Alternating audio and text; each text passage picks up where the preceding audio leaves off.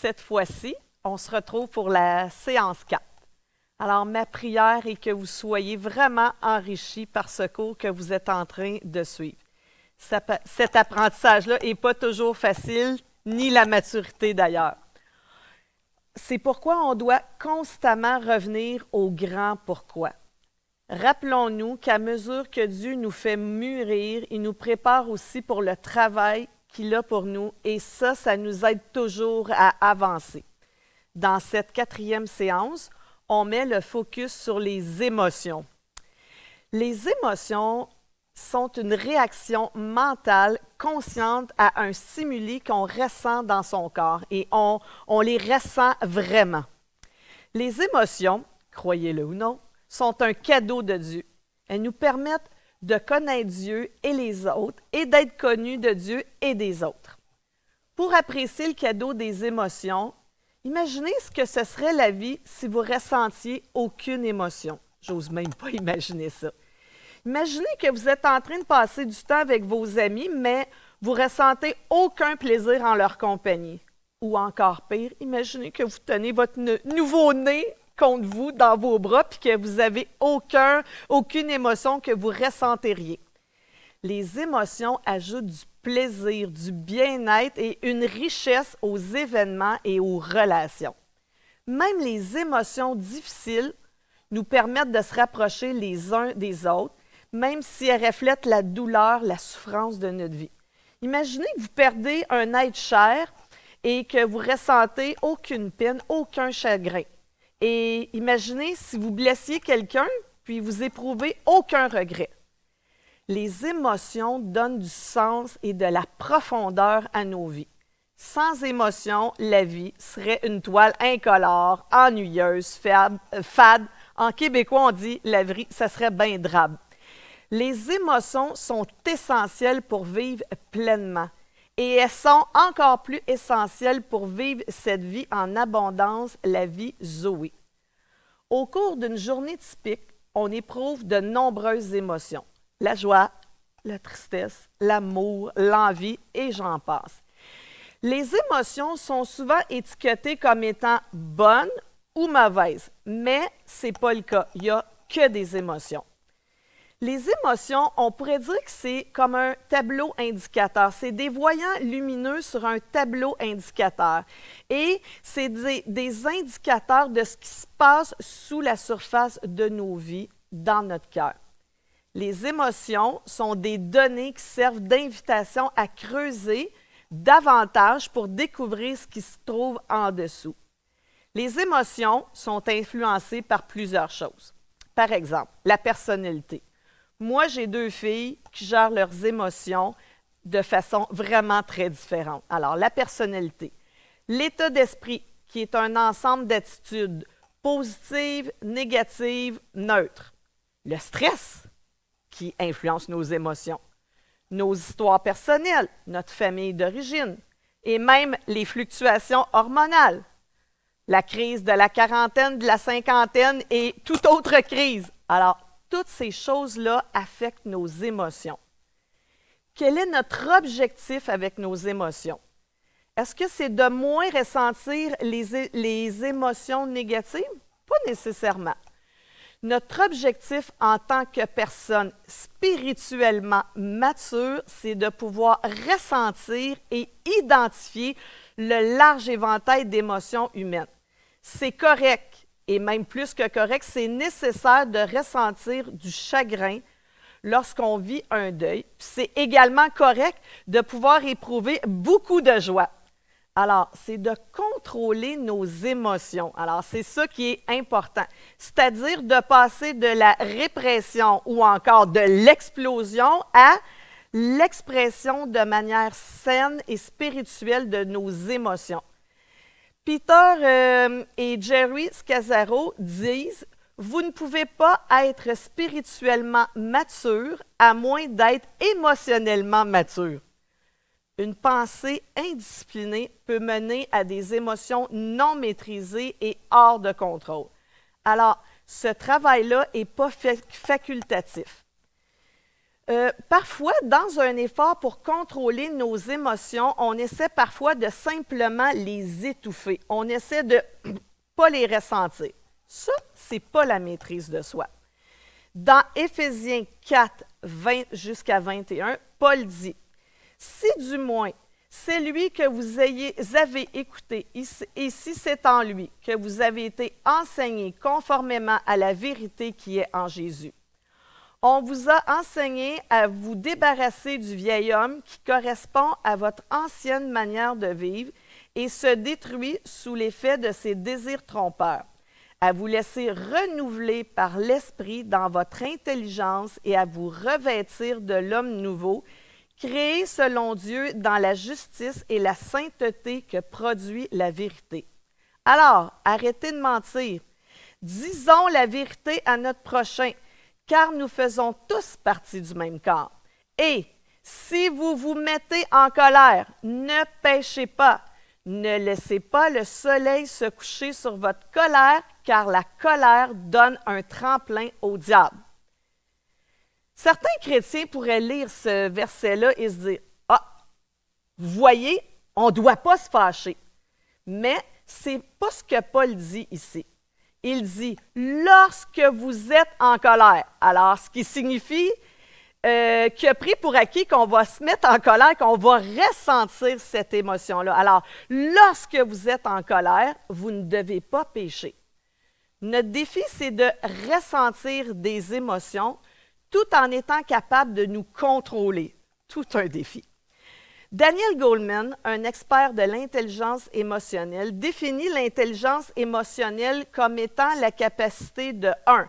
Reconnaître ses propres émotions et celles des autres, discerner différents sentiments et les étiqueter de manière appropriée, ce qu'on appelle la conscience de soi. Et 2, c'est utiliser les informations émotionnelles pour guider sa réflexion et son comportement et être capable de faire ce qu'il faut dans une situation donnée. C'est ce qu'on appelle l'autogestion. La recherche a montré que les personnes émotionnellement intelligentes ont une meilleure santé mentale et des compétences en leadership. La conscience de soi consiste à s'arrêter, identifier, s'interroger. Comme vous le savez, la conscience de soi, c'est l'un des muscles qu'on essaie de développer tout au long de ce cours. Alors, d'abord, on s'arrête. Il est important de créer une distance entre l'émotion ressentie et notre réaction. Alors, c'est délicat et ça nécessite beaucoup de maîtrise de soi. On veut arrêter, on veut s'arrêter pour recueillir des informations sans jugement, simplement en observant. On veut alors commencer à identifier l'émotion. Étonnamment, plusieurs personnes ne parviennent pas à identifier leurs émotions. Dans notre section « Approfondir », il y a un tableau des émotions que vous avez utilisé pour vos devoirs. Et lorsque moi, je réfléchis à mes émotions, j'ai souvent cette roue des émotions à portée de la main.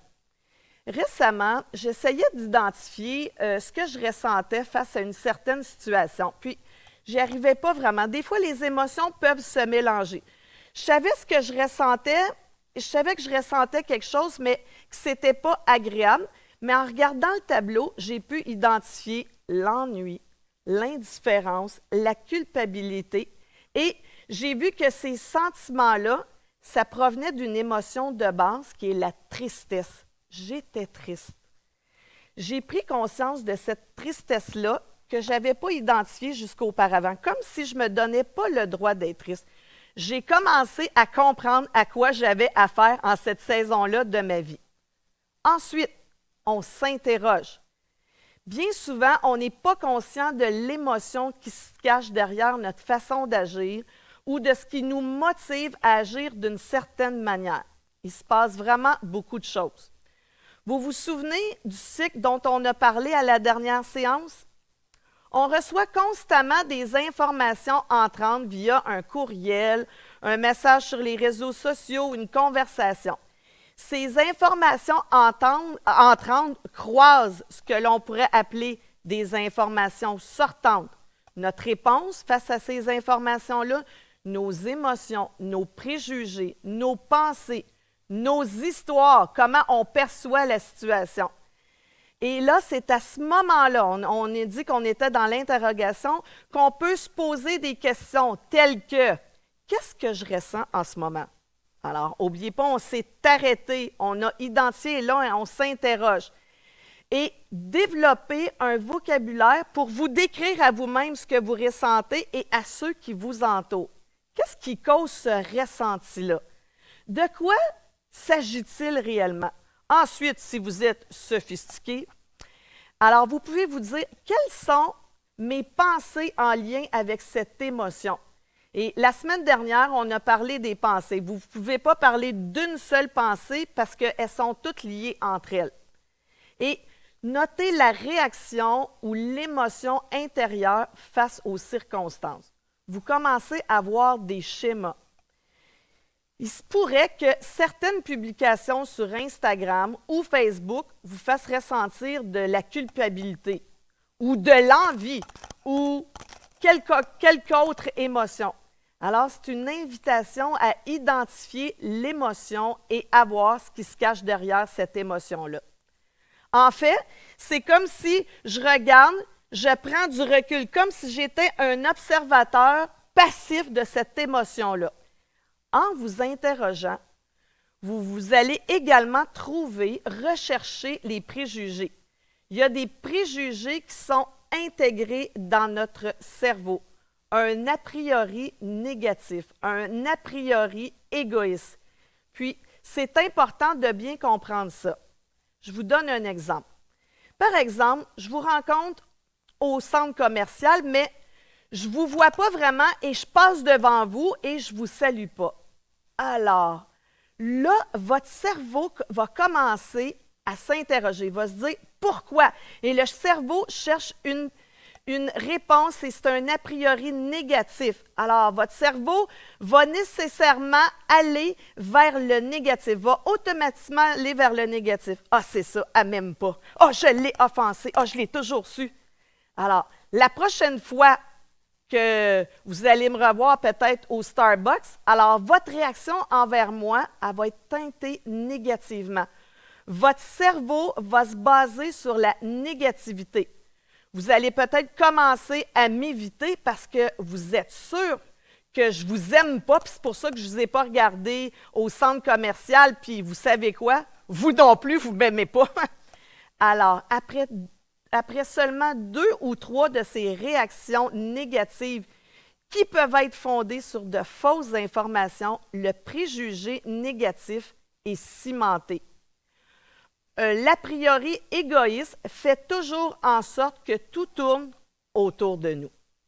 Alors, il s'agit aussi, en regardant nos émotions, de voir quelles histoires on se raconte à propos de ces émotions. Une autre façon de voir ça, c'est justement de discerner ces histoires-là qu'on se raconte. Erwin McManus dit que les humains sont des machines à trouver du sens. Alors, on fait tout ce qu'on peut pour comprendre nous-mêmes et pour donner un sens au monde dans lequel on se trouve. On crée des histoires pour expliquer ce qui se passe. On est des spécialistes pour créer des histoires. Et ça, on le fait à longueur de journée. Exemple. J'envoie un courriel à mon équipe pour présenter mes idées sur un nouveau projet. Puis là, déjà, je me sens comme stressée, je me sens vulnérable parce que je partage mon cœur. Et personne ne me répond avant la fin de la journée. Là, mon cerveau est en ébullition. Vous vous souvenez, mon cerveau cherche le pourquoi il y a un a priori négatif, égoïste. Mon cerveau est en ébullition, puis là, je me raconte une histoire pour expliquer cette situation-là. J'entretiens ce préjugé négatif et égoïste. Ouais, ben là, je pense que c'est vraiment évident. Ils n'aiment vraiment pas mes idées, puis ils ne savent pas comment me le dire, puis c'est pour ça qu'ils ne répondent pas à mon courriel. De toute façon, je pense qu'ils ont ri en plus en regardant mes idées. Oh non, je sais, j'aurais dû jamais me mettre à nu, j'aurais dû jamais partager mon cœur. Alors, je peux me raconter cette histoire-là ou je peux choisir de penser, ah, les gens de mon équipe sont des gens très occupés. Puis aujourd'hui, ils doivent être pas mal occupés. Alors, ils vont me contacter, d'après moi, aussitôt qu'ils vont le pouvoir. Puis, si je n'ai pas de nouvelles demain midi, ben, je vais leur envoyer un petit texto pour faire un suivi. Ça, c'est ce qu'on appelle l'autogestion. Quand on examine notre vie, on doit se demander, qu'est-ce que je me raconte au sujet de ma vie? Parce qu'on vit en fonction de ces histoires-là qu'on se raconte. Pensez à votre schéma chronologique. Si votre histoire, c'est une histoire de blessure, de désespoir, vous vivez en fonction de cette histoire-là. Si par contre, votre histoire est celle de Dieu qui s'est révélé à vous au milieu de circonstances désastreuses et qui a fait de vous la personne que vous êtes aujourd'hui, votre histoire devient une histoire d'espoir et de victoire. Et quand vous vivez selon cette histoire-là, qui est vraie en passant, parce que Dieu a fait de vous un espoir, une victoire, vous pouvez choisir des schémas plus sains. L'histoire de Dieu à l'œuvre dans nos vies est l'histoire que nous vivons. C'est elle la vraie histoire. Il prend tout de notre passé et il le rachète. Il nous appelle à un avenir radieux. Alors, je vous pose la question. Quelles sont les histoires que vous vous racontez? Est-ce que ce sont des histoires de victimes ou de victoires? Est-ce que ce sont des histoires douloureuses ou des histoires de résilience et d'intervention de Dieu? La conscience de soi émotionnelle est tellement importante. Qu'est-ce que nous ressentons? Quelles histoires nous racontons-nous? Comment nos pensées sont-elles étroitement liées à l'émotion? Ça peut être beaucoup de travail, mais c'est avec de la pratique qu'on devient bon et que ça devient plus facile. Vous voulez déceler le plus de choses possible pour savoir à quoi vous avez affaire afin de pouvoir le gérer. Alors, j'arrête ici pour vous donner le temps de discuter. Bonne discussion.